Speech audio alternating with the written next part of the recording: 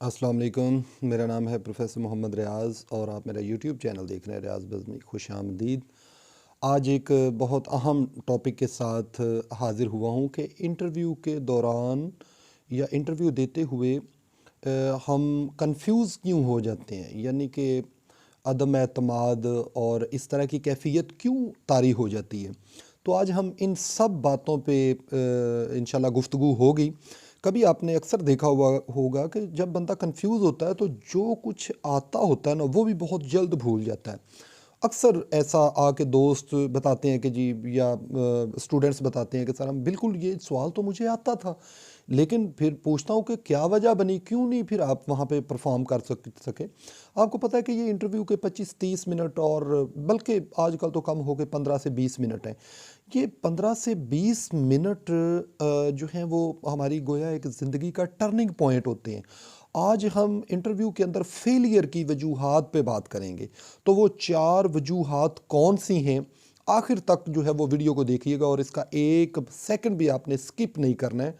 आपको पता चलेगा कि वो कौन-सी 4 वजूहात हैं, जिनकी वजह से हम इंटरव्यू में कन्फ्यूज़ हो जाते हैं, अदम एतमादी की कमी आ जाती है और हम सही आने वाला जवाब भी ऐसे दे रहे होते हैं इस मैनर में कि देखने वाले को पता चल जाता है कि इससे कुछ डाउट है, इससे कुछ अभी शक-शुबे की गुंजाइश बाकी है। तो आइए बढ़ते हैं अपनी वीडियो की तरफ। अगर अभी तक आपने चैनल सब्सक्राइब नहीं किया तो बराह करम चैनल को सब्सक्राइब कर दें और बेल आइकन दबा दें ताकि लेटेस्ट आने वाली वीडियोस आपको मिलती रहें, और वीडियो को लाजमी लाइक कर दिया करें। बहुत शुक्रिया जी। आगे बढ़ते हैं। तो ये 4 पॉइंट्स हैं जी, जिनकी वजह से हम इंटरव्यू के अंदर अक्सर औकात जो कुछ आता होता है वो भी भूल जाते हैं। तो वो कौन-कौन से हैं? आइए बढ़ते हैं।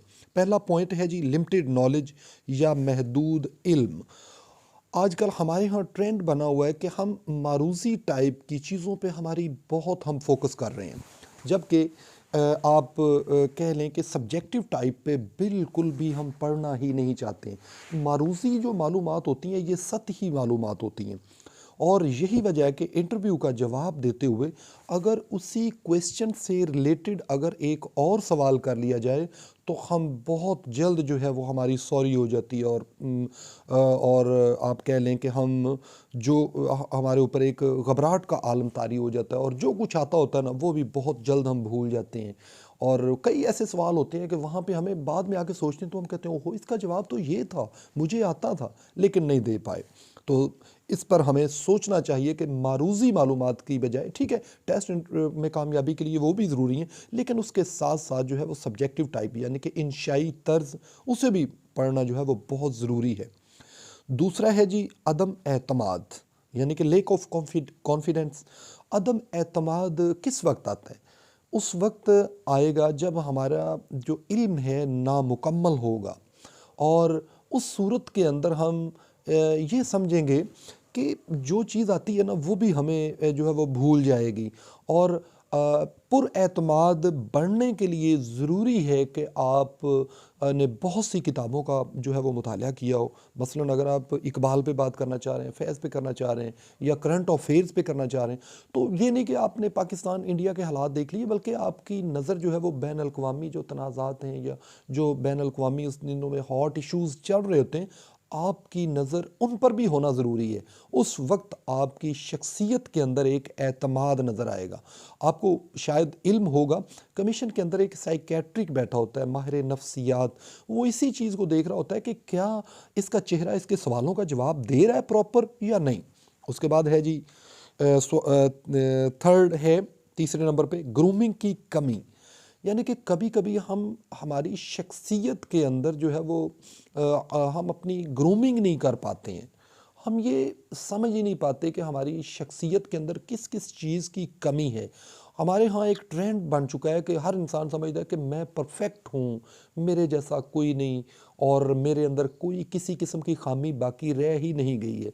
और असल में यही जो है वो एक, आप कह लें कि फेलियर की बहुत बड़ी वजह भी है कि कभी हमने अपने आप को जांचने की कोशिश ही नहीं की है।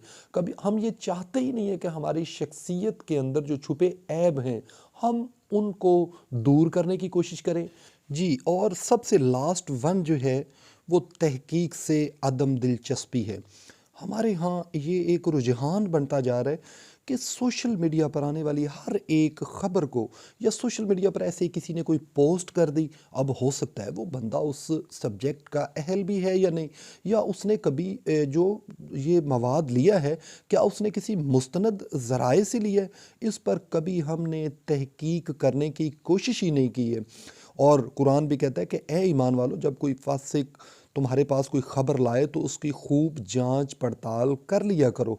लेकिन इस तरफ जो है वो बड़ी बदकिस्मती से हम तहकीक से बहुत दूर हो चुके हैं, और शायद यही वजह है कि दूसरी अक़वाम आज हम पर तहकीक के मैदान में वो बहुत आगे जा चुकी हैं और आज गलबा पा चुकी हैं पूरी दुनिया पर।